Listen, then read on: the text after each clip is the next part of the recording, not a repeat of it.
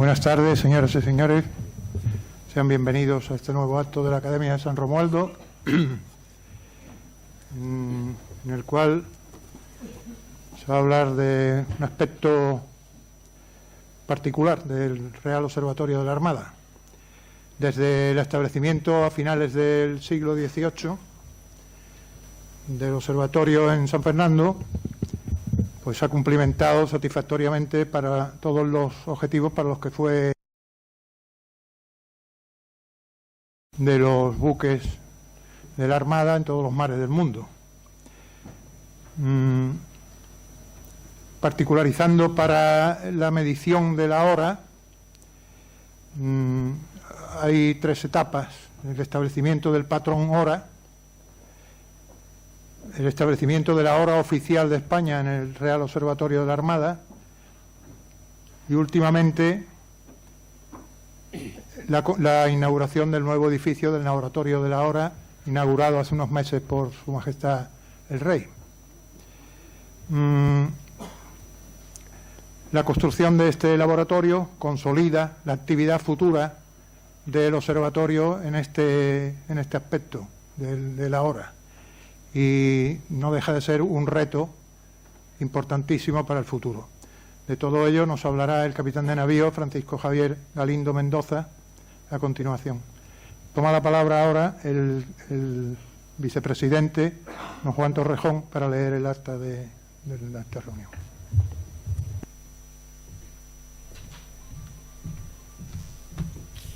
Buenas tardes. En la sesión de Junta de Gobierno celebrada por esta Academia el pasado 24 de febrero de 2017 y recogida en el acta número 313, se acordó incluir en el programa de actos del presente curso la conferencia titulada Metrología del Tiempo 2.0, el gran desafío del Real Observatorio para la década de 2010, a cargo del ilustrísimo señor don Francisco Javier Galindo Mendoza, capitán de navío, quedando fijado el acto para hoy martes 7 de noviembre de 2017. Será presentado por el ilustrísimo señor don Fernando Belizón Rodríguez, académico de esta. Muchas gracias, don Juan Torrejón. Tiene la palabra don Francisco Belizón para presentar al conferenciante. Ya.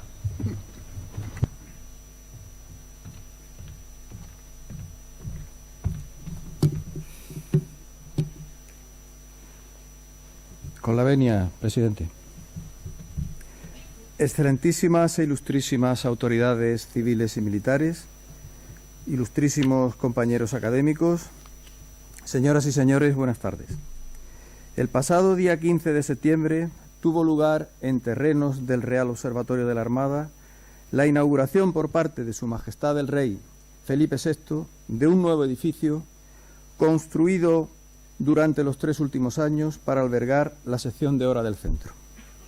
La noticia tuvo cierta relevancia mediática a nivel nacional, apareciendo destacada en diversos medios de comunicación, escrito y audiovisuales. El edificio en el que ha estado ubicada la sección de hora fue construido a mediados del siglo XIX y en 1990 fue reacondicionado para acogerla. Por supuesto que no cumple los estándares requeridos a este tipo de infraestructura, es decir, un laboratorio que alberga el patrón nacional de una unidad básica de medida, el segundo. Además, se ha quedado pequeño para acoger a nuevo personal técnico e investigador propio o visitante, lo que ha estado limitando la posibilidad de abrir nuevas líneas de investigación en cooperación con centros tecnológicos o universidades del entorno. El sofisticado equipamiento tecnológico con que cuenta la sección, patrones atómicos, sistemas de intercomparación de tiempo a distancia, instrumentación de medida, etcétera, etcétera, ha permitido en los últimos años trabajar con incertidumbres cercanas a los 25 picosegundos, que son las que se manejan actualmente. En estos órdenes de precisión, la influencia del edificio es determinante y estos sistemas se ven afectados por las oscilaciones de las variables atmosféricas, fundamentalmente humedad relativa y temperatura, por las fuentes de radiación electromagnética que los rodean, por vibraciones y demás elementos perturbadores del entorno que hacen que la realización del segundo y de la escala de tiempo que deriva de la continua suma de estos se vea fuertemente influenciada por estos agentes indeseables. Un laboratorio de este tipo debe mantener estabilizadas todas estas variables dentro de unos márgenes de fluctuación mínimos. Los inicios del proyecto de construcción de este nuevo laboratorio de tiempo datan de noviembre de 2003 y en su desarrollo y ejecución han participado el Ministerio de Defensa, la Junta de Andalucía y el Ministerio de Economía, Industria y Competitividad. El coste de la obra ha rondado los 3 millones de euros, una parte muy importante del mismo aportado mediante cofinanciación de fondos FEDER europeos. Les puedo asegurar que llevar a cabo la construcción de esta infraestructura tan sofisticada y especializada no ha sido tarea fácil.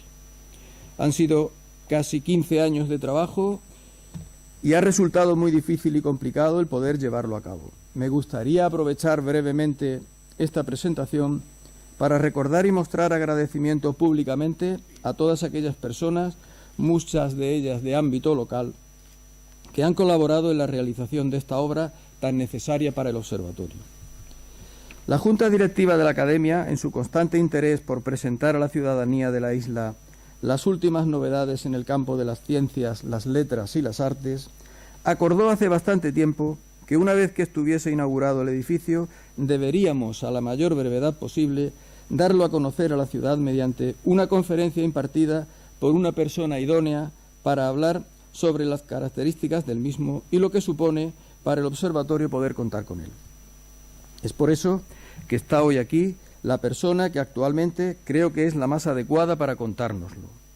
Se trata del capitán de navío Francisco Javier Galindo Mendoza, actual subdirector del observatorio y persona ligada a la sección de hora desde hace muchos años, habiendo ocupado todos los puestos, todos los destinos de organización, gestión y mando en la misma. En este momento es la única persona a nivel directivo que ha estado trabajando continuamente en el proyecto, desde su génesis hasta su ejecución definitiva, desde el año 2003 al año 2017. Javier, la Academia te agradece tu disposición para dar esta conferencia de forma totalmente altruista y desinteresada. El capitán de navío Francisco Javier Galindo Mendoza nació en Melilla en el año 1963, aunque con 3 meses de edad su familia se traslada a San Fernando. Estudió bachillerato en el colegio Venceslao Benítez hasta COU.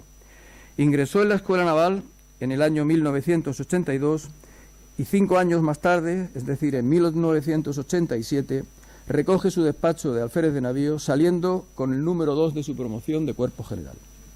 Ha estado embarcado en las fragatas Santa María y Numancia, ejerciendo como oficial de artillería y misiles y como oficial de electrónica.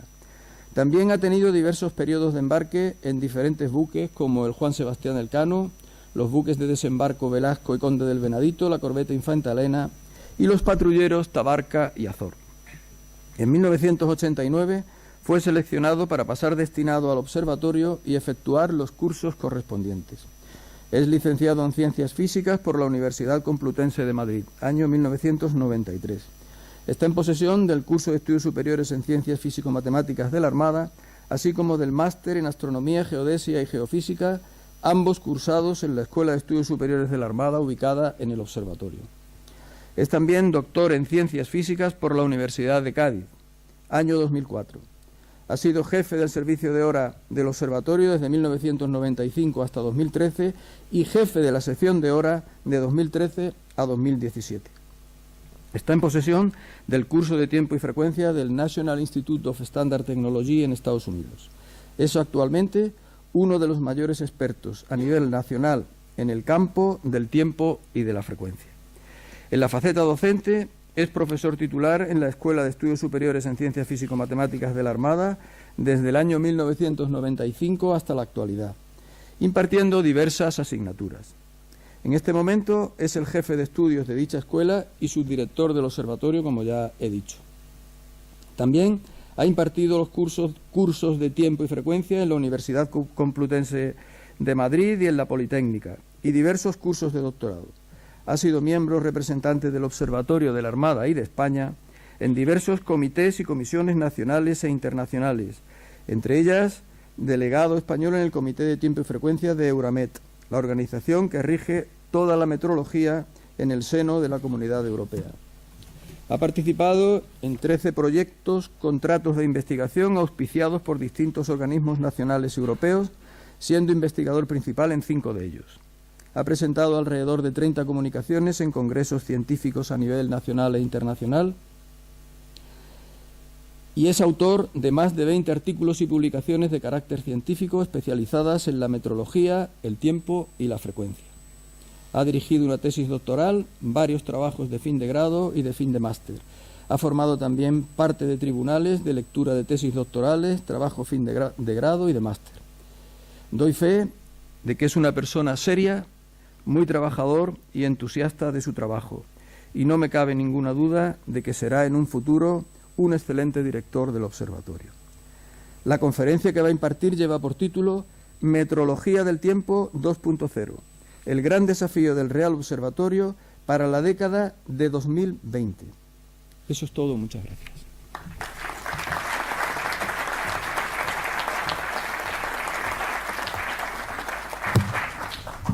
Muchas gracias, don Fernando Belizón Rodríguez. Tiene la palabra el ilustrísimo señor don Francisco Javier Galindo Mendoza para pronunciar su conferencia.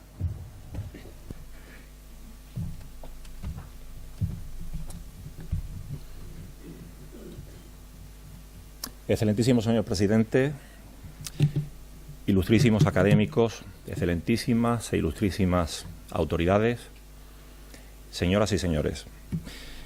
Cuando algunos meses atrás el ilustrísimo señor don Fernando Belizón me propuso dar una conferencia que versara sobre la inauguración del nuevo edificio de la Hora y sus implicaciones científicas y técnicas que ello conllevaría, no duden en hacerlo sin ser realmente consciente de la dificultad que entrañaba tocar un tema de cierta complejidad.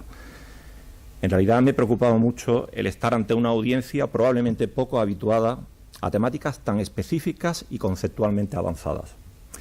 Tengo que confesarles que me ha supuesto un gran esfuerzo la preparación de mi exposición con la pretensión de facilitar el entendimiento, manteniendo despierto en todo momento su atención.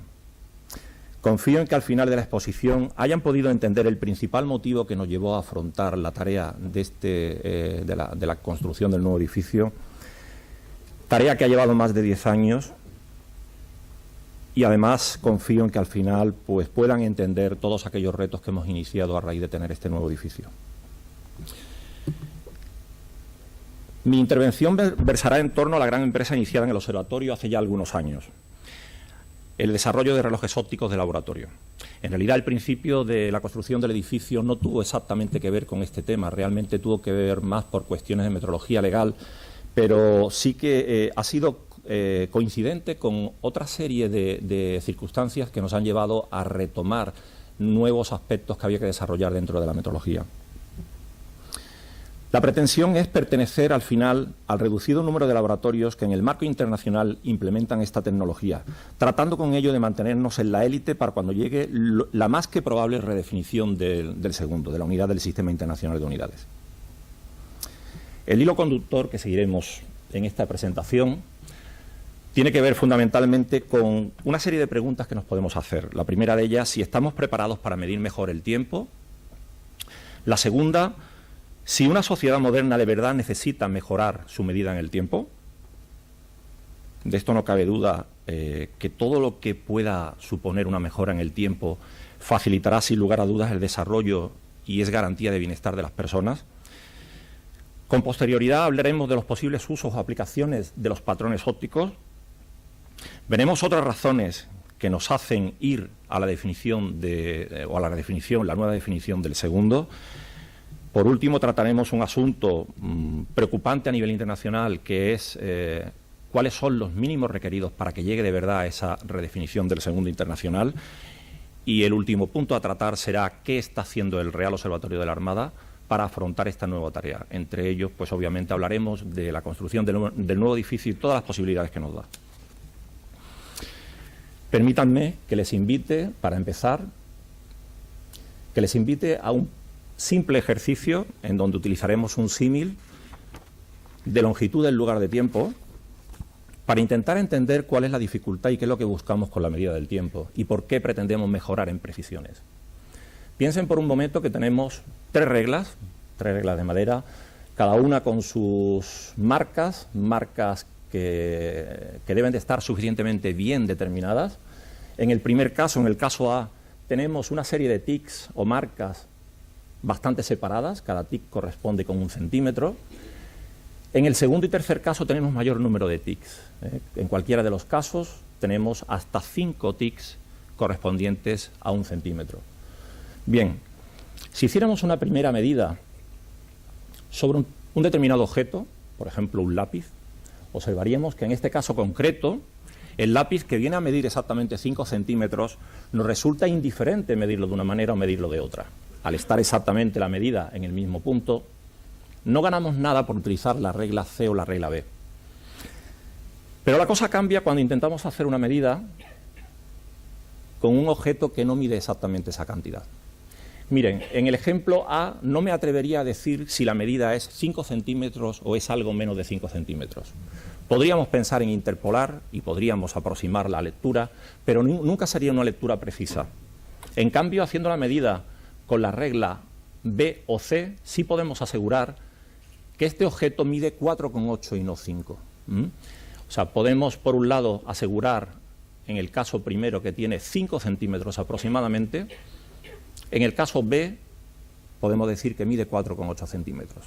Esto tiene que ver mucho con la precisión de la medida, la capacidad de resolver que tenemos a la hora de efectuar una medida. Miren, la resolución de la medida va a estar basada fundamentalmente, primero, en que estén bien definidas las marcas principales. Las marcas principales nos referimos fundamentalmente a las marcas que aparecen en la regla A, todas las marcas, o las marcas que aparecen en negro en la regla C. Pero también es igualmente importante que la discriminación entre marcas principales esté suficientemente definida. Es decir, cuanto mayor número de marcas tenga, mejor voy a poder definir la resolución o la capacidad de medir, en este caso, en longitud.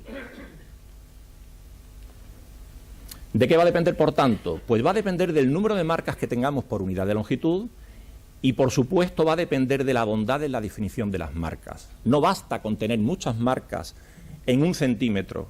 Esas marcas tienen que estar bien definidas. Bien, a partir de este símil podemos extender o extrapolar el problema a lo que ocurre en la medida del tiempo. He tratado de representar aquí el espectro en frecuencia. Miren en la parte alta todas estas identificaciones que aparecen tienen que ver con frecuencias o número de tics por segundo. Verán, cuando en el siglo XVII se desarrolla el primer péndulo de tiempo por Christian Huygens en 1656, ese péndulo se ajusta para que haga una oscilación una vez por segundo. Por tanto, difícilmente podíamos hacer medidas por debajo del segundo. Esto era una complicación obvia que impedía aumentar la resolución. No puedo hacer medidas por debajo de esta medida. En todo caso, sí me gustaría comentar que el reloj de péndulo durante mucho tiempo, y esto lo saben bien los astrónomos, se utilizó precisamente para aplicar una especie de interpolación entre la duración del día tal cual se entendía en su época. Definíamos el día, la duración del día, a partir de lo que suponía una rotación completa de la Tierra. O bueno, en términos de lo que ocurría con el Sol, para que me entiendan, sería 2 pasos consecutivos del Sol por nuestras cabezas. Bien, si era así, ¿cómo podíamos definir un tiempo por debajo del día? Pues no era factible, salvo que recurriéramos a un péndulo que precisamente podía resolver con marcas a razón de 1 por segundo por debajo de lo que duraba el día. ¿A qué nos enfrentamos ahora? Pues a tratar de meter cuanto mayor número de marcas mejor. Estoy poniendo realmente la situación a la que se está tendiendo en este momento. Queremos trabajar en la frecuencia de banda óptica, en el entorno a los terahercios, es la banda visible que vemos aquí, que se corresponde con 10 elevado a 15 tics por segundo. Es decir, estamos hablando de introducir en un segundo 1000 millones de tics. Y esto es lo que realmente se está buscando. ¿Y por qué no se ha hecho anteriormente? Pues porque la tecnología no lo ha permitido. Conforme ha evolucionado la tecnología, conforme hemos ido mejorando, hemos ido siendo capaces de generar bases de tiempo cada vez más pequeñas, de manera que en el segundo cada vez tuviéramos más marcas. hasta que no hemos sido capaces de controlar la frecuencia óptica, hasta que no hemos sido capaces de meter dentro de un segundo ese 1000 billones de tics, no ha sido posible llevarlo a cabo. Vamos a tratar de pasar un poco por la evolución de todos estos dispositivos de tiempo. Miren, con el caso de la rotación de la Tierra, que ha sido la referencia temporal durante muchísimos años, desde el siglo XIX hasta prácticamente el año 1960, la Tierra, como bien sabemos, gira a razón de una vuelta cada día. Cada día son 86.400 segundos. Luego da una vuelta cada 86.400 segundos. O una vuelta cada aproximadamente 100.000 segundos. Por tanto, es lo que aparece aquí como frecuencia 10 elevado a menos 5, 1 partido de 10 elevado a 5 segundos es 10 elevado a menos 5 tics por segundo. Limitación, pues precisamente que no solamente no tengo una marca por segundo, sino que tengo que esperar a que transcurra todo un día. Aún así, todo resulta que la rotación de la Tierra no es un buen reloj. ¿Y por qué digo que no es un buen reloj? Pues porque existe una serie de fenómenos que afectan a la Tierra, a la rotación de la Tierra, y que hacen que esa rotación no sea constante. Es bien conocido pues el efecto del viento sobre la propia superficie de la Tierra, en general sobre las montañas. Sabemos también el efecto que produce las mareas oceánicas, como esto pues podría seguir hablando de efecto gravitatorio que produce la Luna, efecto gravitatorio que producen en general los planetas y un largo etcétera. Por tanto, nos encontramos con que el estudio preciso de la rotación de la Tierra nos lleva a que esa rotación no es constante, sino que se efectúa con una variabilidad de 2 milisegundos día. Esos 2 milisegundos día, traducido a partes normalizadas, traducido a números que sean comparables a lo que anteriormente hemos hablado de resolución normalizada, supone el 10 elevado a menos 8 que aparece ahí. Son valores normalizados, valores adimensionales. Muy bien. Quisiera hacer comentario que esto es lo que veo aleatoriamente en la Tierra, pero podríamos profundizar algo más en lo que ocurre con la rotación de la Tierra. Miren, hace 300 millones de años la Tierra giraba a mucha más velocidad, de manera que la rotación se producía en 21 horas, no en 24. Y la traslación de la Tierra en torno al Sol tenía lugar en 450 días, no en 365 días como ocurre ahora mismo. Esto pone de manifiesto que efectivamente la rotación de la Tierra no puede ser usado como una buena referencia de tiempo. En el caso de los relojes atómicos es la primera situación en la que encontramos dispositivos resonadores muy difícilmente perturbables desde el exterior. Esto nos permite trabajar directamente en el átomo y provocar transiciones en los electrones que están en la última capa de determinados tipos de átomos para generar una frecuencia asociada a una señal periódica. Una frecuencia no es más que la inversa de un periodo. Por tanto, si yo soy capaz de generar una frecuencia muy estable, lo que estoy haciendo es generar una señal periódica cuyo periodo también es muy estable. Se trata, por tanto, de sumar tantos periodos como sea necesario para llegar a la definición del segundo. Cuando Louis Hessen y Jack Parry en 1955 desarrollan su primer reloj de cesio, consiguen mejorar en 2 órdenes de magnitud. Fíjense que lo que consiguen en ese momento es este 10 elevado a menos 10, 2 órdenes mejor de magnitud de lo que ya se podía conseguir a partir de lo que ocurría con la Tierra. Esto ha ido mejorando continuamente. Los patrones de cesio se presentan al público en 1955, pero siguen una continua mejora, de manera que los relojes de cesio comerciales rozan las partes por 10 elevado a menos 15, es decir, mejoran en 100.000 veces al primer reloj de cesio. Incluso llegamos a las fuentes atómicas que están en algunas partes por 10 elevado a menos 16. Las transiciones que se producen en el átomo de cesio tienen que ver con una frecuencia del orden de los 10 gigahercios. Es este 10 elevado a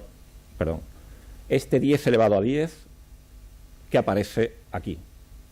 Esto se traduce en que tengo 10 elevado a 10 tics por segundo, con lo cual ya no solamente tengo mejor estabilidad, sino que además he mejorado drásticamente lo que se conseguía con la Tierra rotando. A esto hay que añadir el hecho de que trabajamos con frecuencias mucho mayores, como he dicho, y las incertidumbres van a mejorar drásticamente. Fíjense un error o una incertidumbre de partes en 10 elevado a menos 10 representa lo que 1 milímetro a la distancia desde Madrid a Buenos Aires. Para que se hagan una idea de cuando hablamos de este tipo de incertidumbres relativas, estos números lo que representan son valores muy pequeñitos. Continuamos detrás de los relojes de cesio, que ha sido la gran evolución y que dieron lugar a la definición del segundo de acuerdo con el Sistema Internacional de Unidades en 1967. A partir de ahí, en la década de los 90 se empiezan a hacer los primeros diseños con relojes ópticos. ¿Cuál es la gran diferencia entre los relojes ópticos y los relojes de microondas? Pues fundamentalmente en el tipo de frecuencia que voy a interrogar, la frecuencia que se va a generar a partir de la transición que tiene lugar entre niveles que ya no van a ser hiperfinos, se conocen como niveles intercombinacionales, niveles energéticos en los que está el electrón de valencia que estoy excitando en ese momento y que vuelve a su posición de reposo emitiendo esa frecuencia tan estable. Esa frecuencia ya es de 10 elevado a 15. Fíjense, antes hablábamos de los relojes tipo cesio, 10 elevado a 10, ahora hablamos de 10 elevado a 15, estamos hablando de multiplicar por 100.000 el número de tics que tenemos por segundo. Son verdaderas barbaridades. Pensemos en que es una señal periódica que estaría vibrando de tal manera que es muy difícil de trabajar con ella. Estamos hablando del espectro visible. A partir de aquí somos capaces de conseguir con los primeros relojes ópticos partes por 10 elevado a menos 14. Fíjense que aparecen en la década de los 90. La década de los 90 casi están a caballo con los mejores relojes de cesio que hay en su momento. Pero lo bueno de estos relojes es que han entrado en una dinámica que continuamente están mejorando, como veremos en un momento. Y que ya estamos hablando de partes por 10 elevado a menos 18. 10.000 veces mejor que lo que se consiguió en la década de los 90 con los primeros relojes ópticos. Lo que está por venir en el futuro, bueno, esto ya empiezan a hacerse pruebas con átomos de torio, intentando no trabajar en niveles intercombinacionales, sino ya trabajando directamente en el núcleo de los átomos. Esto suena ya un poco a ciencia ficción, ya son palabras mayores, pero ya se está trabajando en este sentido.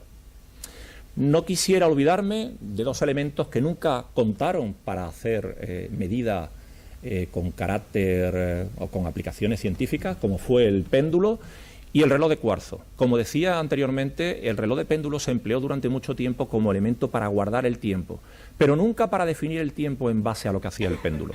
La razón fundamental es porque el efecto que hace que oscile el péndulo sobre su vertical es un efecto muy dependiente de elementos como las fricciones, como las condiciones ambientales, y por tanto es un elemento muy poco estable, con lo cual, como al final lo que hago es sumar segundos tras segundos, los errores también se suman, y por tanto, al final, tras un tiempo más o menos prolongado, los errores llegan a ser importantes. Por tanto, el péndulo solamente se empleaba hasta aproximadamente los años 40, hasta el 1940, se emplea para tratar de interpolar dentro de lo que éramos capaces de medir dinámicamente a partir de lo que hacían los astros, que básicamente lo que me daba era información de la rotación de la Tierra. Los péndulos habitualmente suelen perder 4 o 5 segundos por día.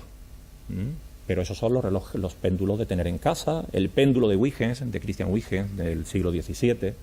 Estos péndulos han ido mejorando y mejorando, de manera que en el siglo XX, al principio del siglo XX, se desarrollan una serie de péndulos en donde la longitud del péndulo se compensaba por diferentes efectos, fundamentalmente la temperatura, trabajaban a presión constante y conseguíamos que la variabilidad fuera de partes por 10 elevado a menos 7. Esto es equivalente a decir que prácticamente nos permite ver las variabilidades sobre la rotación de la Tierra. En concreto, con los péndulos de tipo Riffler o los que vienen detrás, los Short, son péndulos desarrollados específicamente para trabajar en ciencia, capaces de llegar a apreciar cómo de bien o de mal rotaba la Tierra.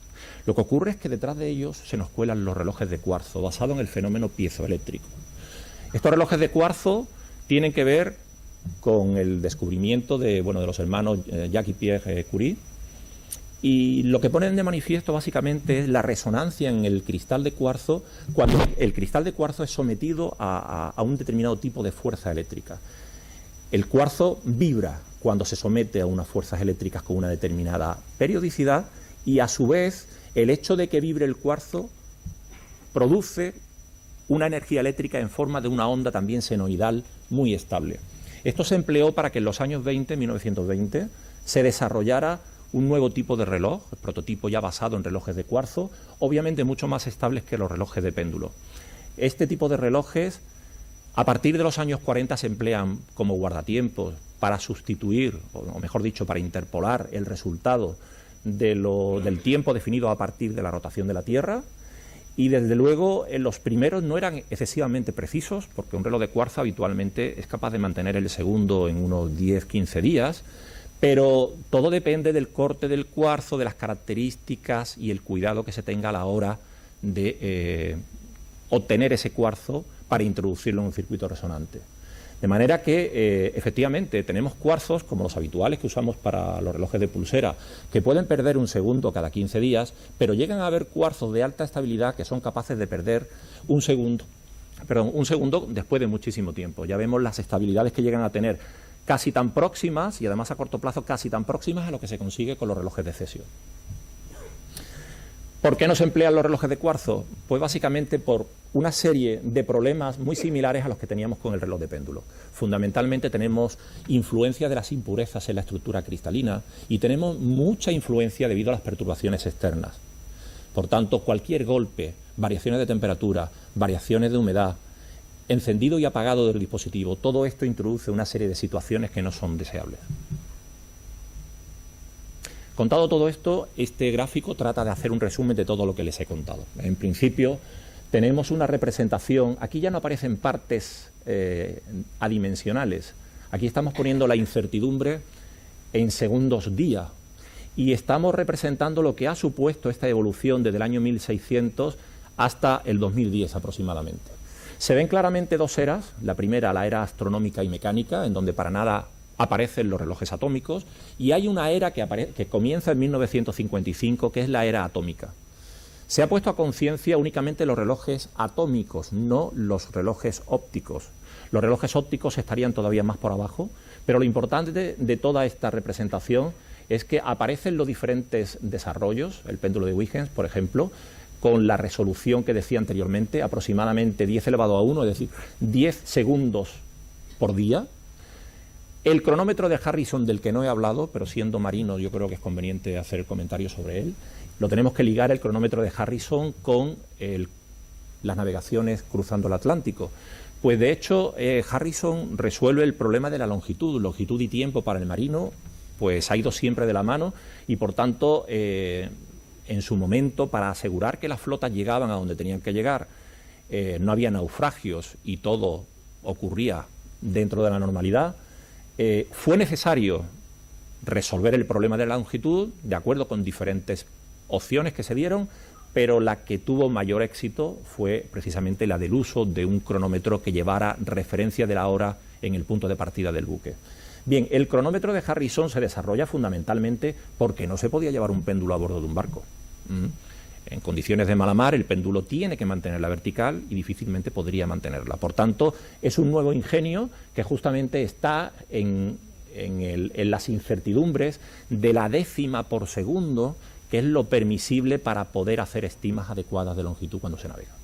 A partir de ahí he hablado del péndulo de tipo short, del principio del siglo XX, el reloj de cuarzo, que hace su aparición en los años 40, aunque, como decía, tiene que ver con el fenómeno piezoeléctrico descubierto en 1880. Primer reloj de cesio, está en partes por 10 elevado a menos 10, que si lo paso a segundos días se pone en partes por 10 elevado a menos 5. Los relojes comerciales ya estamos en partes por 10 elevado a menos 14 aproximadamente, y los fuentes de cesio son los mejores relojes que encontramos de este tipo. Hay una serie de marcas, he comentado alguna de ellas, pero sí me gustaría hacer mención a algunas de las referencias que hemos puesto en la parte de la derecha. Cómo, por un lado, se desarrollan los cronómetros marinos para resolver el problema de la longitud en alta mar, cómo frente a la rotación de la Tierra la solución viene de la mano del primer reloj de cesio, que es el que justamente sustituye la definición que era de carácter dinámico. La definición del segundo, de acuerdo con el Sistema Internacional de Unidades, hasta el año 1967, se basaba en la rotación de la Tierra. A partir de que se demuestra que son mucho más estables los relojes de cesio, cambia la concepción totalmente. Ya no miramos la rotación de la Tierra, lo que hacemos es mirar las transiciones hiperfinas del átomo de cesio y el número de periodos de esa frecuencia que se genera en esa transición. Por tanto, es una hora física. La realización de ese segundo es totalmente física, con patrones atómicos dentro de un laboratorio.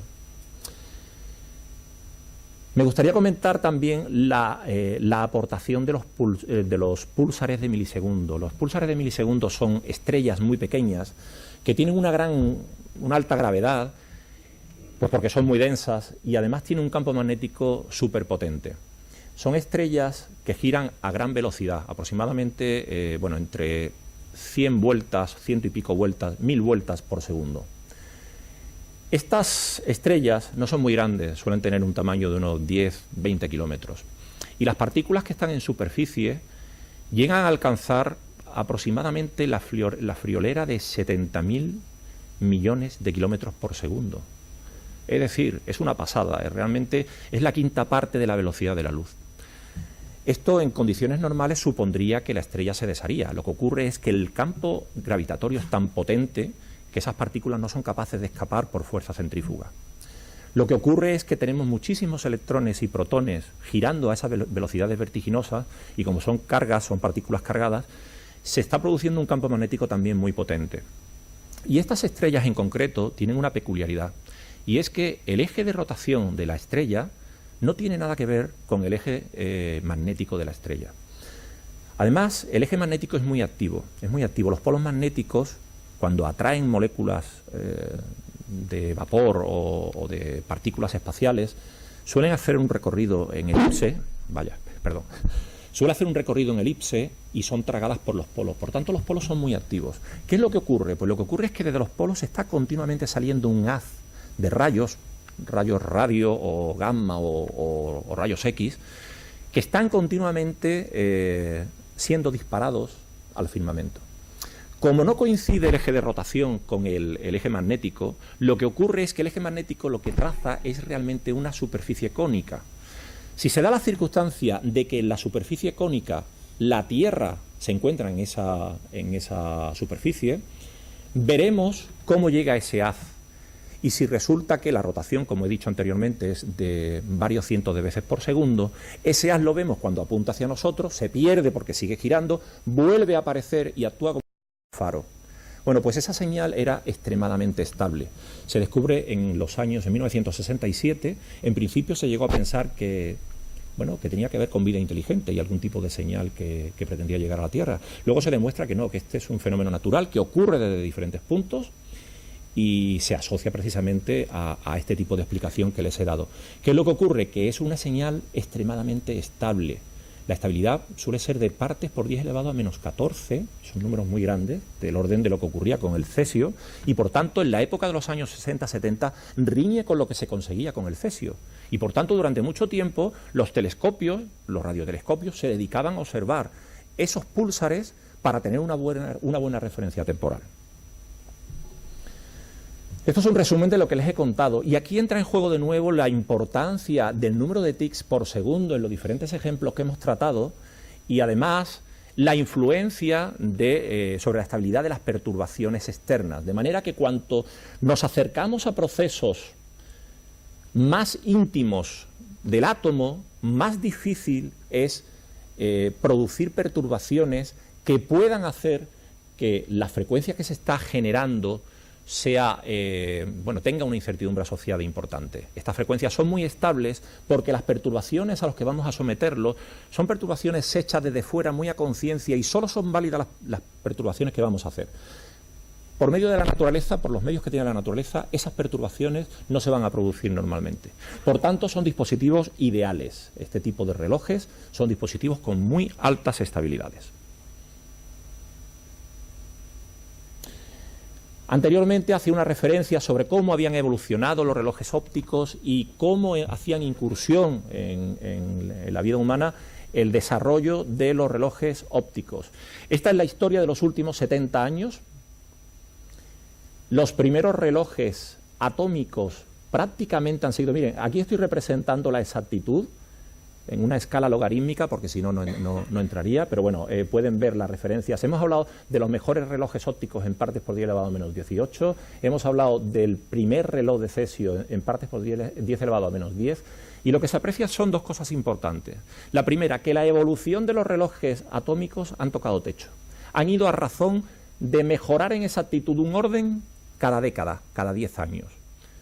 ¿Qué ha pasado? Que en los años 90 empiezan a desarrollarse los relojes ópticos y llega un momento en que los relojes ópticos son mejores que los relojes atómicos. ¿Quién ha tenido una especial influencia en todo esto? Pues miren, la principal aportación por el Instituto Max Planck y el equipo de Ted Hans en el año 99 fue la inclusión del peine de frecuencias. Este dispositivo fue primordial para poder trabajar en la banda óptica haciendo medidas que fueran precisas. Se ha podido trabajar de siempre con frecuencias tan altas, pero no con aplicaciones de carácter metrológico, midiendo y sabiendo lo que estábamos midiendo y midiéndolo con precisión. Y eso se consigue gracias a la aparición de este dispositivo, a partir del cual ya el desarrollo de los patrones ópticos comienza a ser a razón de mejorar en 2 órdenes cada década. Es la razón por la cual, justamente en este momento, nos encontramos ya alcanzando las partes por 10 elevado a menos 18. Bien. ¿Por qué necesitamos mejorar en la medida del tiempo? Pues miren, he tratado de poner un ejemplo sobre casos en donde claramente hace falta el tiempo y casos en donde, haciendo falta, cada vez es más exigente la bondad de ese tiempo. Podemos partir de un elemento que se me ha ocurrido poner aquí, bueno, ya lo utilicé en otra presentación, el autográfico de Kodak. Este es un dispositivo que existió entre los años 1914 y 1935 aproximadamente. Y era un dispositivo que me permitía, antes de hacer la exposición, antes de sacar la foto, con un lápiz metálico, podía atacar a este dispositivo, que no era más que una especie de papel de calco situado entre la película, el rollo de la película del carrete y un papel de soporte que llevaba por atrás, y lo que hacía simplemente era marcar el evento en el sentido que quisiera, pues en dónde estaba, con quién estaba, cuándo. Ahí no es importante realmente hacer una buena referencia del tiempo. Si pensamos en la cronometría oficial, en pruebas atléticas, ya la cosa cambia. Aquí ya empezamos a dar importancia a la decena de milisegundos. Cualquier fotofinish, cualquier llegada a la meta requiere determinar con precisión de ese tipo. En las redes informáticas ya ni les cuento. En las redes informáticas se ha convertido en algo fundamental el datar absolutamente todos los procesos para poder, bueno, planificar la red, para poder dar seguridad a la red, para poder corregir problemas en la red. Es fundamental tener todos los eventos adecuadamente datados. Y esto solamente es factible si tenemos un sistema de referencia temporal común para todos los dispositivos que están en la red. Por tanto, es necesario al menos andar en el milisegundo, depende de las redes, pero por lo menos el milisegundo. Si ya entramos en necesidades de tipo bursátil o necesidades de tipo financiero, la cosa ya es más exigente. Por ejemplo, en aplicaciones de carácter financiero ya es de obligado cumplimiento el tener mayores precisiones para ver latencia de la red, para ver lo que tardan los paquetes en moverse por la red, porque ya la gente se juega el dinero teniendo muy en cuenta que su pretensión de actuar en un momento determinado en bolsa ha llegado antes que el del vecino de al lado. Por tanto, es muy importante. Por último, me gustaría hacer algún comentario sobre algo muy utilizado hoy día en doble sentido. La interferometría de gran base no es más que una serie de radiotelescopios distribuidos en la superficie de la Tierra que reciben señales en general de elementos celestes muy alejados, y en donde yo llego a apreciar diferencias de nanosegundos de llegada, porque lógicamente no todas las antenas están a la misma distancia del cuerpo celeste que está radiando. Por tanto, siguiendo una tecnología más o menos bien conocida, básicamente la transformada de Fourier, una herramienta matemática, se puede rehacer figuras a partir de la información, figuras del objeto celeste, a partir de la información que llega a diferentes antenas con tal de que todas las antenas estén sincronizadas. ¿Y a qué nivel? Pues al nivel de los 10 nanosegundos o incluso mejor. Esto se emplea también en un sentido inverso. Yo puedo identificar estrellas muy potentes y muy alejadas y trataría de posicionar las antenas con precisión a partir de esos puntos, esos cuerpos celestes que están fijos en el firmamento. Hasta el punto de que, por ejemplo, se me ocurre el proyecto Europe. Es un proyecto en el cual, haciendo este trabajo inverso, podíamos apreciar el comportamiento de las placas continentales al milímetro. Yo puedo posicionar este tipo de antenas y puedo ver qué es lo que ocurre con las antenas situadas en Europa frente a las que están en Estados Unidos. En resumidas cuentas, estos son una serie de usos que tienen que ver fundamentalmente con, con lo que hemos hablado anteriormente. GPS, ¿qué voy a hablar de GPS? Yo creo que forma parte de nuestras vidas. El GPS no funcionaría si no tuviera bases de tiempo muy precisas para ver la integridad del sistema y para datar las señales electromagnéticas que vuelan en el aire para posicionar a un receptor. La posición se define a partir de dispositivos como este que tienen una buena referencia temporal. ¿Qué podemos decir de las telecomunicaciones? Para sincronizar las telecomunicaciones, por ejemplo, para seguridad de las telecomunicaciones. Hablaremos un poco más a continuación. Podemos hacer más eficiente el espectro magnético. Yo puedo controlar la frecuencia en la que estoy emitiendo. Por tanto, si mejoro en tiempo, estoy mejorando en frecuencia y puedo hacer un reparto del espectro electromagnético de una manera mucho más eficiente. Los smart grid, es decir, redes eléctricas, cómo hacer para que esas redes eléctricas realmente sean inteligentes, sean capaces de tener en cuenta cualquier problema, que se actúe de manera automática, que se actúe de manera distribuida y que podamos sacar el máximo rendimiento, eficiencia, economía, seguridad, sostenibilidad. De Wall Street no voy a comentar nada. Desde hace algunos años leí en estos días, preparando la conferencia, que recientemente se ha sumado a ello la bolsa alemana y justamente ha sido uniéndose, siguiendo un protocolo, el PTP, un protocolo determinado de transferencia de tiempo, que justamente ha desarrollado un spin-off, una empresa que trabaja de la mano de la Universidad de Granada, que trabaja también con nosotros. Pero antes que los alemanes estuvieron otros. En Wall Street, por ejemplo, ya se requiere sincronización por debajo de los 10 nanosegundos. Posibles usos y aplicaciones con los relojes ópticos. Bueno, pues todo esto que hemos comentado se potencia, obviamente. Podemos utilizarlo, pero un grado más allá. Todo lo que tenga que ver con geolocalización. Miren, GPS me permite posicionarme con errores de decenas de metros y en tiempo me permite sincronizar en el orden de algunas decenas de nanosegundos. Con la geolocalización seríamos capaces de posicionar por debajo del metro si tuviéramos sistemas, constelaciones de satélites como GPS basados en relojes ópticos en lugar de relojes de tipo microondas. Este otro ejemplo es mucho más genérico de lo que en realidad representa. Estoy poniendo navegación mejorada. ¿Se imaginan lo que podrían ser vehículos inteligentes, no tripulados, que simplemente pudieran posicionarse con errores de centímetros o milímetros, que es lo que se puede dar con sistemas basados en relojes ópticos, para poder circular por las carreteras sin peligro de que hubiera choque? Pues esto viene detrás del desarrollo de los relojes ópticos. Monitorización y administración de flotas. En tiempo real puedo saber con una precisión de 1 metro, puede saber el dueño de la empresa en dónde tiene cada uno de sus camiones o autobuses. Fíjense la importancia que pueda tener. Física de la Tierra.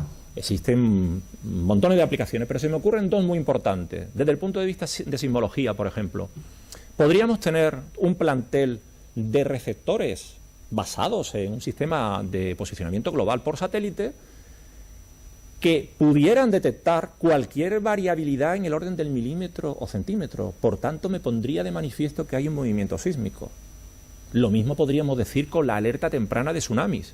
¿Se imaginan lo que puede ser tener un receptor GPS? Bueno, digo GPS porque la evolución también le afectaría a GPS.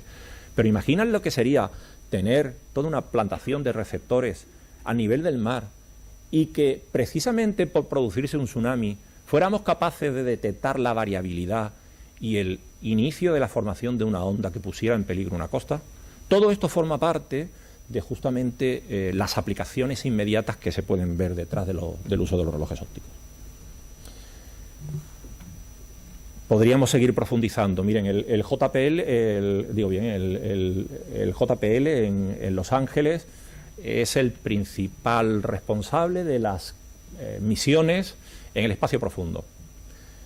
El espacio profundo tiene implicaciones o tiene dificultades a la hora de maniobras de estas misiones, de estas naves. Piensen por un momento que estas naves habitualmente están hechas de manera que el talón de Aquiles es de nuevo la referencia de tiempo, que se emplea en las estaciones en tierra. No nos coge tan lejos. Hay 3 estaciones y una de ellas está en Madrid, en Robledo de Chabela, con lo cual realmente es algo que, bueno, que lo tenemos relativamente cerca. Desde estas estaciones somos capaces de hacer maniobras sobre estas misiones, sobre estas naves. Esto es una recreación de un reloj atómico a bordo de una nave espacial. Y bueno, ya hay primeros prototipos de átomos de mercurio en trampas de iones, reducidos en tamaño, con muy poco peso, para poder hacer esto. ¿Por qué?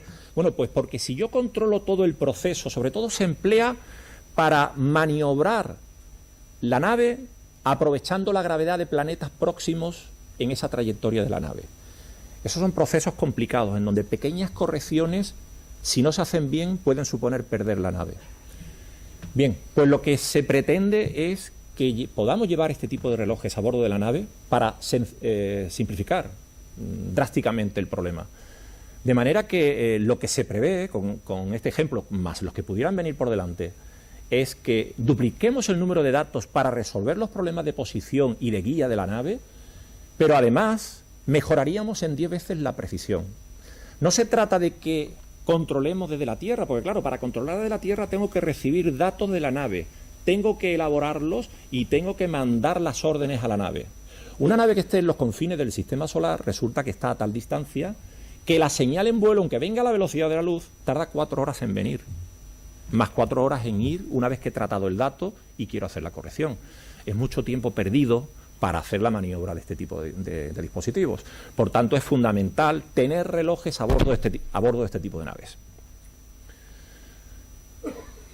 No me voy a enrollar con esto porque la verdad es que es complicado de entender el corrimiento al rojo, que tiene que ver con la relatividad general. Pero sí les diré que quizás sea muy significativo que el hecho de que una onda electromagnética se acerque a un campo gravitatorio hace que la frecuencia se reduzca. De manera que cambiar, por ejemplo, la superficie de la Tierra en 1 metro la altura supone variar en 1 por 10 elevado a menos 16 la frecuencia. Si los patrones ópticos son capaces de resolver 100 veces mejor, hasta partes por 10 elevado a menos 18, podríamos hacer un estudio impresionante del campo gravitatorio terrestre. Es más, podríamos estudiar cualquier anomalía del campo gravitatorio terrestre a unos niveles que hasta la fecha no se ha conseguido. Bien. Pruebas que tengan que ver con relatividad especial y general. Bueno, esta es la paradoja de los gemelos, en donde supuestamente, y debido a que cuando voy en una nave a una determinada velocidad, el tiempo se dilata, es decir, la paradoja de los gemelos no es más que decir que si efectivamente la nave va a mucha velocidad, teniendo en cuenta que la velocidad de la luz es una constante de la naturaleza, todo se traduce al final en que el tiempo pasa más lentamente en un móvil, en un vehículo, en una nave que se mueve a gran velocidad. Por tanto, desde el punto de vista de la relatividad especial, lo que ocurriría, y lo que podemos demostrar con dispositivos capaces de apreciar eso por lo buenos que son, sería que efectivamente en una nave que viaja a grandes velocidades, las personas que vayan a bordo rejuvenecerían o no envejecerían tan pronto. Sobre este tema me gustaría hacer un comentario sobre qué es lo que ocurre, es algo ya bien conocido, qué es lo que ocurre con los sistemas de posicionamiento global por satélite. Miren, el GPS consta de una serie de satélites que están aproximadamente a unos 20 millones de kilómetros de distancia respecto de la Tierra. Y además, dado que dan 2 vueltas al día en torno a la Tierra, Eso se traduce en una velocidad de aproximadamente 4 kilómetros por segundo a bordo del satélite. Si efectivamente se mueve a 4 kilómetros por segundo esos satélites, obviamente tiene que afectarle la dilatación del tiempo, tiene que afectarle la relatividad especial. Y si efectivamente le afecta la relatividad especial, habría que tenerlo en cuenta en los relojes que están a bordo de los satélites para que fuera consistente todo lo que se hace desde los propios satélites con lo que se hace en tierra. Porque lo que está ocurriendo realmente es que debido a que van a esa velocidad los satélites, el tiempo transcurre más lentamente. ¿Y cuánto más lentamente? Pues muy poquito, no nos quitaría el sueño, porque son 7 microsegundos al día. Pero se da la circunstancia de que no es el único efecto que se produce en los GPS. También tenemos un segundo efecto que tiene que ver con la relatividad general. Y es el hecho de que estos satélites, al estar a esos 20.000 kilómetros de distancia de la Tierra, están sometidos a una presión que es justamente la cuarta parte de la presión en superficie de la Tierra. Y esa presión hace que el tiempo no se ralentice, sino que ocurra todo lo contrario, va más rápido. ¿Y en cuánto? Pues en 45 microsegundos día. La mezcla de los dos efectos, 45 menos 7 nos sale 38 microsegundos días. Esos 38 microsegundos día hay que corregirlos y se corrigen haciendo que sean más lentos en tierra esos relojes para que cuando estén en órbita den la misma frecuencia que los relojes que van a trabajar con los que están en el espacio pero que tenemos en tierra. Por tanto, van corregidos en ese sentido. Si no hubiera corregido en esos 38 microsegundos día, ¿qué ocurriría? Pues que iría poco a poco empeorándose la solución de posicionamiento a partir de los GPS hasta el punto de que podríamos acumular errores en el entorno a los 10 kilómetros en un día, cuando lo que somos capaces de conseguir ahora mismo es tener errores que están en el entorno a 10 metros. Por tanto, ven cómo efectivamente es importantísimo aplicar la relatividad en este tipo de fenómenos en donde de una u otra manera está presente el efecto sobre el tiempo, ¿no? Por un lado la ralentización, por otro la mayor rapidez. Comunicaciones seguras. Pues miren, es importantísimo, sobre todo en usos que tengan que ver o que tengan carácter diplomático o militar, es importantísimo utilizar técnicas de cifrado en las comunicaciones. Y por lo general, digo técnicas de cifrados y aquí entra la criptografía, pero también tenemos la esteganografía o las técnicas de ocultación. Aquí lo que hacemos es cifrar la información que voy a transmitir y en recepción usan el mismo código de cifrado para hacer el descifrado. Lo que ocurre es que ese código hay que aplicarlo sincronizados. Es decir, el receptor tiene que estar sincronizado con el transmisor, si no, no seré capaz de recuperar la información.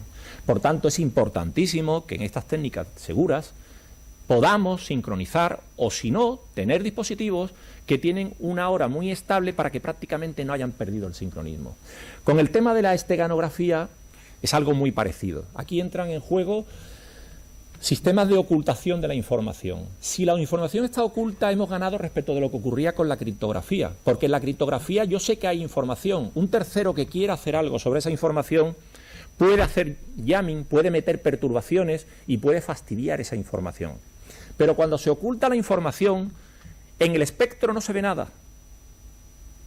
Por tanto, es ideal, porque para terceros no hay comunicación.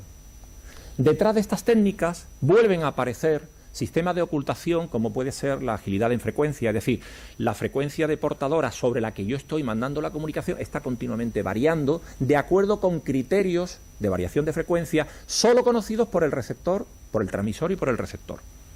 En cuanto a la ocultación, existe otra técnica basada en la utilización de un pseudocódigo, es una técnica muy habitual, de hecho nosotros en el observatorio la empleamos para otras cuestiones, en donde lo que hacemos es una modulación por ensanchamiento de espectro, de manera que la señal se ve totalmente codificada y aparece como ruido, no se ve nada. Pero de nuevo necesito deshacer el entuerto en la recepción. Y ese deshacer el entuerto supone estar muy bien sincronizados. De nuevo es fundamental tener sistemas muy estables y cuanto más estables mejor. Esta es una de las grandes aplicaciones en donde este tipo de relojes podrían facilitar muy mucho las comunicaciones. Otras muchas opciones que comento muy por encima Fíjense, test de física fundamental, variación temporal de constantes fundamentales. Hay una serie de constantes fundamentales que yo pondría entre comillas, porque hasta donde sabemos son constantes, porque no hemos tenido forma de ver si efectivamente son variables con el tiempo. El tratar con estos relojes tan potentes, tan estables, nos abre una puerta para poder observar precisamente si esas constantes fundamentales son de verdad constantes, o al menos reducir la incertidumbre conocida hasta la fecha. Medida de otras unidades fundamentales, a esto le voy a dedicar un punto. Redefinición del segundo del sistema internacional. Es básicamente lo que ahora nos preocupa. Esa redefinición nos está suponiendo el que pensemos en disponer de estos relojes que van a ser los que en el futuro definan el segundo de acuerdo con el sistema internacional de unidades. Bien, otras razones para afrontar el desarrollo de relojes ópticos. Esto voy a intentar ir bastante rápido. Esto tiene que ver, miren, con la redefinición ya no del segundo, tiene que ver con la redefinición del sistema internacional de unidades y en concreto de unidades muy concretas. Lo vamos a ver a continuación. Pero miren, el sistema internacional de unidades a lo largo del siglo XX ha sido fundamental. Aquí se dan algunas pinceladas sobre la importancia que ha tenido este sistema. Uno de los grandes logros del siglo XX, herramienta imprescindible en la globalización, sirve como lenguaje común para las comunicaciones, para la ciencia, para el comercio internacional. Entró en vigor o fue aprobado por la Conferencia General de Pesas y Medidas en los años 50, en 1948, y a partir de ahí, como decía, ha sido fundamental para el desarrollo de nuestra civilización. Básicamente ese sistema está compuesto por 7 unidades principales y multitud, varias decenas de unidades secundarias. Lo que se plantea en el año 2005 por el Comité Internacional de Pesas y Medidas es redefinir alguna de estas unidades. Entre ellas no está el segundo. Están, como ven, el kilogramo, el amperio, unidad de masa, unidad de corriente eléctrica, el Kelvin, unidad de temperatura, y el mol, unidad de cantidad de sustancia. A partir de aquí, lo que se pretende es olvidar las realizaciones prácticas que se han utilizado hasta nuestros días y partir del supuesto de que las constantes fundamentales son de verdad constantes fundamentales y a partir de ellas definir esas unidades. Esto conlleva un efecto bastante curioso.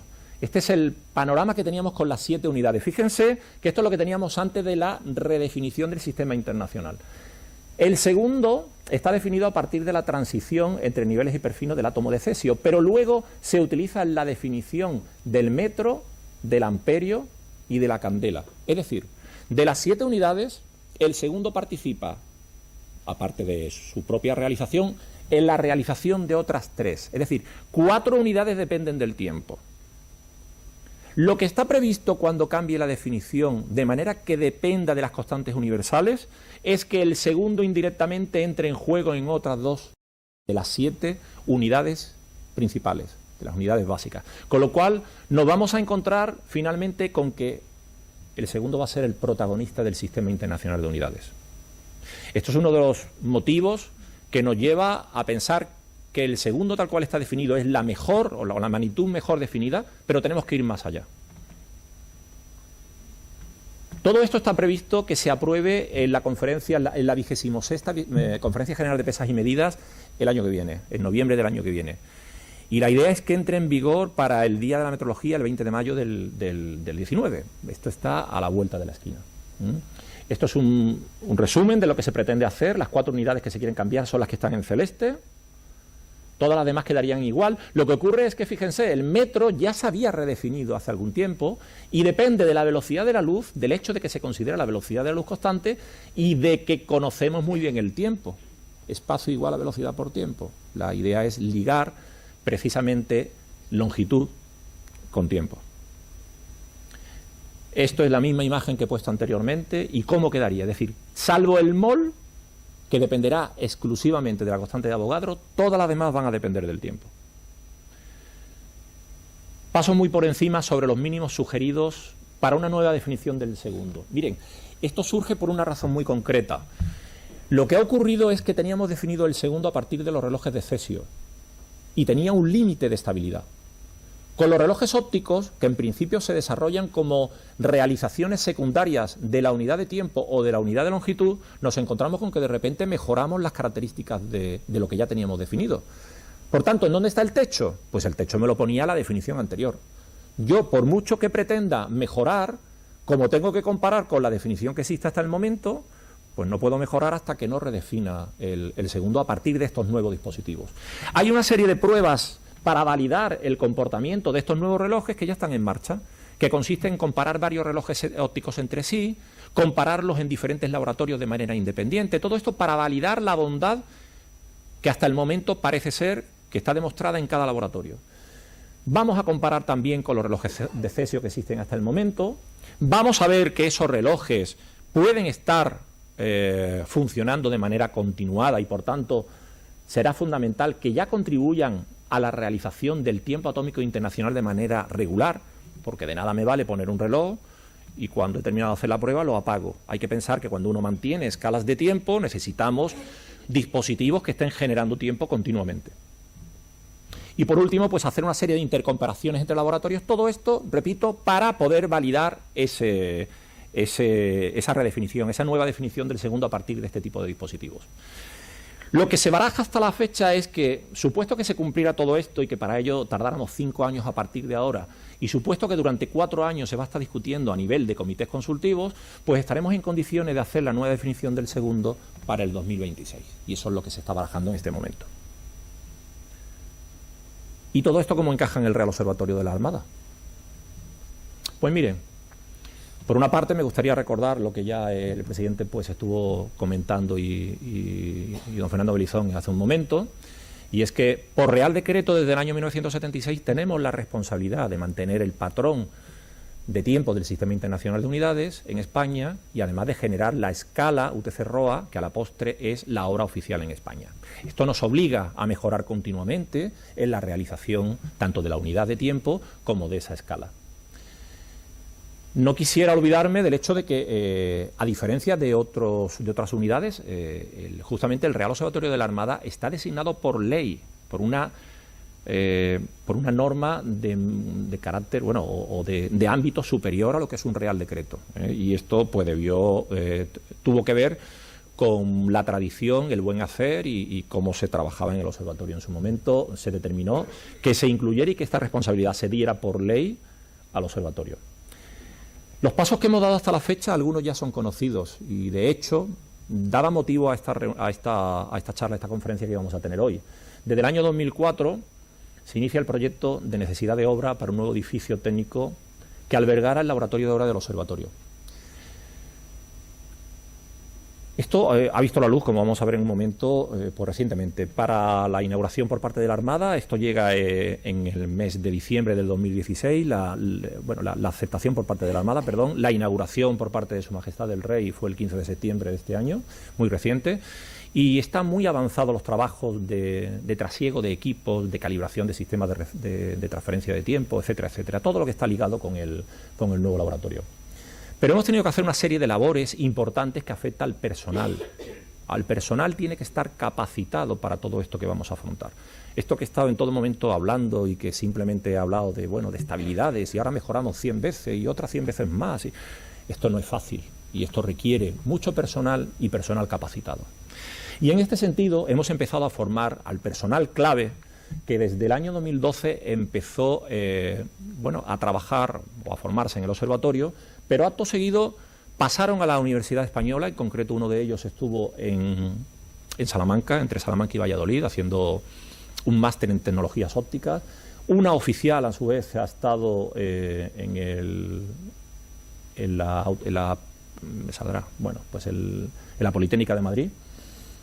Han hecho prácticas de trabajo de fin de máster en el Instituto de Óptica Daza de Valdés, que depende del CSIC, y a partir de ahí han sido asignados gracias a unas becas de movilidad que se consiguieron a través de Euramet, de una entidad supranacional que organiza toda la metrología de tiempo y frecuencia, en general toda la metrología, en Europa. Hemos podido becar a estos dos oficiales, de manera que los tenemos con el mejor equipo que podemos encontrar a nivel internacional, que están desarrollando en la actualidad los relojes con estabilidades en partes por 10 elevado a menos 18.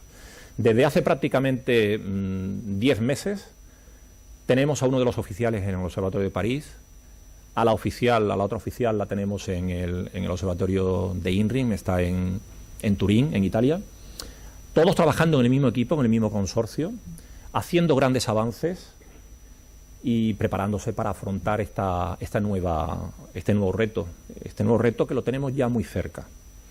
Estos oficiales, en concreto el que está en el Observatorio de París, ya ha iniciado los cursos de doctorado en París. Pretendemos que siga su formación no en los 18 meses que hay aquí, sino que ya hemos asegurado una beca con el Observatorio de París para que continúe su formación, y prácticamente va a hacer a caballo la tesis doctoral a la vez que estamos montando el primer sistema óptico para generar tiempo. Por último, me gustaría hacer mención al esfuerzo que está haciendo la Armada con la oferta de empleo público de los años 2017 y 2018 para reforzar en personal experto que podamos terminar de formar en el observatorio, pero que sea de formación superior. ¿Algún comentario sobre la inauguración? Estos laboratorios de entrada recogen, el laboratorio en sí, el edificio, recoge una serie de laboratorios punteros, patrones de microondas, electrónica y calibración, pero además los laboratorios necesarios para todo lo que tenemos que afrontar. He hablado de los patrones ópticos, pero para poder comparar los relojes ópticos a distancia necesitamos técnicas de transferencia de tiempo basados en fibra óptica, con lo cual necesitamos laboratorios de fibra óptica, y ya estamos dando pasos en proyectos que nos van a permitir utilizar fibra óptica de manera coherente para controlar qué es lo que ocurre y que llevemos el tiempo a cualquier punto en el territorio nacional, siempre tiempo preciso, tanto tiempo como frecuencia. Bien, el reto al que nos enfrentamos, estamos acabando ya.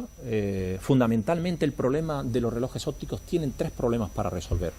El primero de ellos es la estabilización del láser. Necesitamos un dispositivo capaz de generar una frecuencia muy estable en el entorno a los terahercios, es decir, es una frecuencia en el rango visible, pero que a su vez sea un tono muy bien definido, es decir, una frecuencia muy exacta. Esto no es tarea fácil. Hay que utilizar láseres, hay que utilizar cavidades capaces de eliminar vibraciones, de enfriar y reducir todos los efectos que introducen anchura en el haz láser, y esto hay que reducirlo en lo posible gracias a cavidades que tenemos que manejar desde el laboratorio. Esa es una de las grandes tareas. La segunda tarea es la operación en trampas magneto-ópticas, en donde vamos a utilizar el átomo que vamos a someter a la interrogación. Aquí se hacen diferentes tareas. Bombeo óptico, se me falta el enfriamiento, bombeo óptico, interrogación y detección. Son todos los pasos para conseguir llevar a esos átomos a una situación idónea en cuanto a nivel energético que tienen, excitarlos, producir la fluorescencia y ser capaces de medir con precisión la frecuencia asociada en el rango óptico. Y luego necesitamos algún elemento que me permita evaluar, una vez enclavado, cuál es el valor de esa frecuencia a partir del peine de frecuencia, el peine de femtosecond, que no es más que un dispositivo capaz de permitirme dar una frecuencia de salida, disciplinando con la cavidad magneto-óptica el láser que previamente ha sido enfriado. Es decir, es un proceso complicado en donde fundamentalmente esto es un esquema de qué es lo que tenemos que hacer. Láser con cavidad de enfriamiento, átomos neutros. Pretendemos utilizar, por sus características y porque ya jugamos con ventaja, podemos saber qué funciona mejor y qué peor, y ya sabemos que vamos a trabajar con estroncio, con nubes de estroncio, no con iones. Vamos a utilizar trampas láser y trampas magnéticas a partir de la cavidad magneto-óptica, y luego tenemos todo un proceso que actúa como un servo para disciplinar este láser y reproducir una salida de tiempo. Con esto se podrá conseguir grandes estabilidades. En una primera fase pretendemos afrontar todo el problema de la estabilización láser y del desarrollo del peine de frecuencias sin introducir la cavidad magneto-óptica, porque es un problema añadido. No sé si lo he comentado anteriormente, creo que no. Fíjense, lo dice aquí claramente. Necesitamos utilizar en la cavidad magneto-óptica, tenemos que manejar hasta 30 láseres y 10 frecuencias distintas para ser capaces de excitar los electrones como nos interesa. Y todo esto muy por debajo del segundo, en unos tiempos de actuación en el entorno al milisegundo. Es un proceso que tiene que ser totalmente coordinado y nada fácil de hacer. Por tanto, esto se ha quedado para una segunda fase. Parece lógico, porque hay que controlar previamente el láser y hay que controlar la parte del peine de frecuencia. Y como decía, en una primera fase, que finalizaremos probablemente en verano del 2020, podremos haber alcanzado partes por 10⁻⁻15. Además, pretendemos con ello cerrar una tesis doctoral europea del oficial que en este momento se encuentra en París.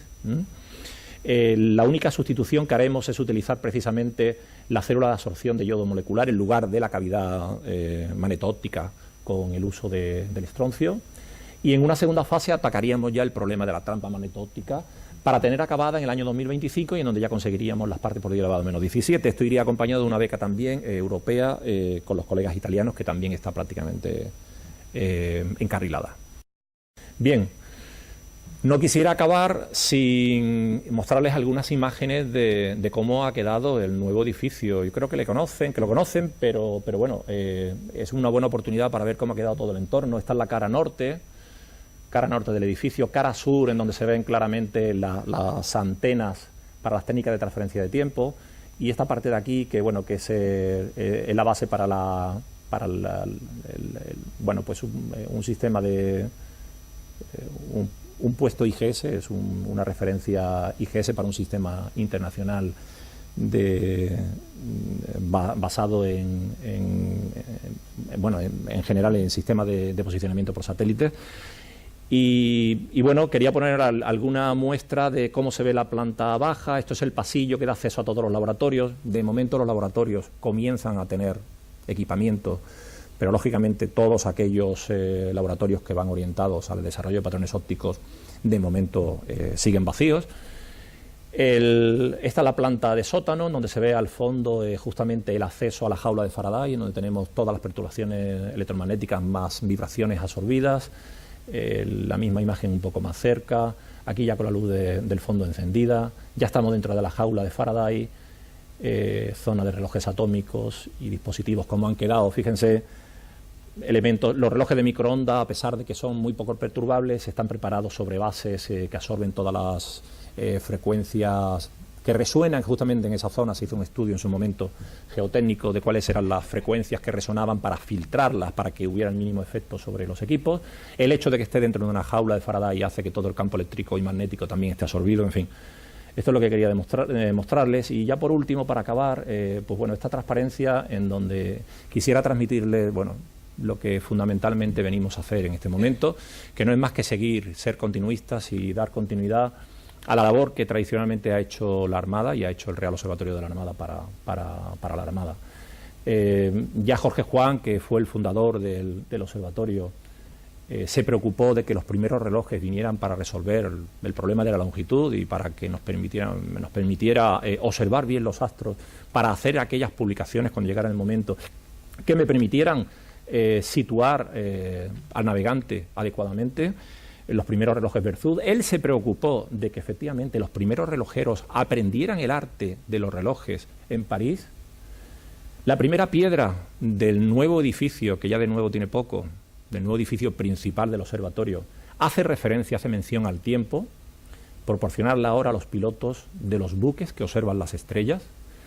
Y no quisiera dejarme en el tintero a alguien que creo que fue fundamental en la primera revolución importante de la metrología del tiempo, que fue el almirante Ortelledó, que lideró la primera revolución entre los años 67, 71, 72 y que tomó parte muy activa en el Comité Consultivo para la Definición del Segundo y que fue el creador de la sección de hora. Aprovecho porque tengo aquí también algunos compañeros que tuvieron mucho que ver con todo esto. Tengo al capitán de navío Palacio, que también tiene mucho que ver con el nuevo edificio, y tengo también a mi segundo, que ahora mismo es el jefe de la sección de hora, a Héctor Esteban, que también tiene mucho que ver con toda esta parte. Nada más, era lo que le quería mostrar, así que muchas gracias por su atención.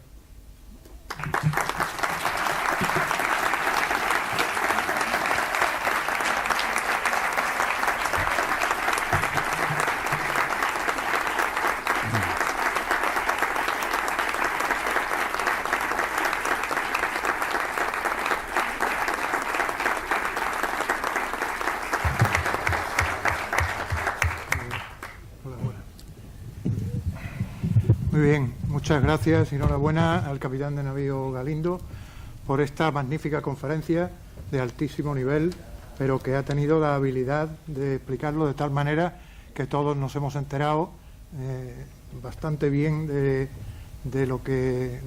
tema del que se trataba. También nos demuestra las capacidades que tiene nuestro Observatorio de Marina y el reto de futuro que tiene planteado. Creo que estamos en el primer nivel, no solo nacional, por supuesto, sino también internacional en todo este asunto, como todo lo que ha hecho el observatorio a lo largo de toda su historia. Muy bien, muchísimas gracias, mi enhorabuena, porque ha sido una conferencia de muy alto nivel. Muchas gracias. Quiero agradecer la presencia de las autoridades civiles y militares en esta conferencia, compañeros académicos, y a todos ustedes, señoras y señores, que espero que les haya gustado la conferencia. El próximo acto será una conferencia que va a dar nuestro compañero don José Manuel Revuelta Soba, catedrático de cirugía en la Universidad de Cantabria, y que tratará de la emoción de descubrir en el interior del corazón. Esta conferencia tendrá lugar el martes 14 de noviembre a la misma hora, a las 19:30. Nada más, muchas gracias a todos y enhorabuena.